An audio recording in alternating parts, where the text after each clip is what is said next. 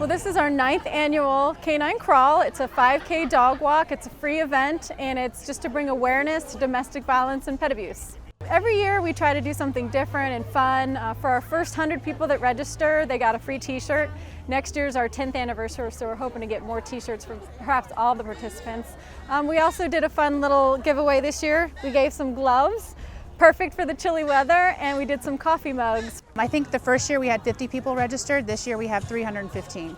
So we've definitely seen it grow every single year. We have several resource tables out for people to look at as far as different resources within the community that deal with domestic violence. And then we have the Fairfax County Humane Society as well as the animal shelter, Friends of the Animal Shelter out here as well.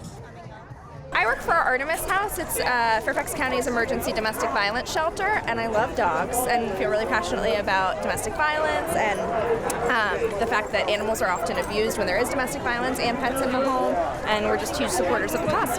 Well, I work in law enforcement, so I think I know one of the big things that we're concerned with when we do this event is some of the connections between animal cruelty and domestic violence. So it's a fun event. It gets people out. It gets awareness up.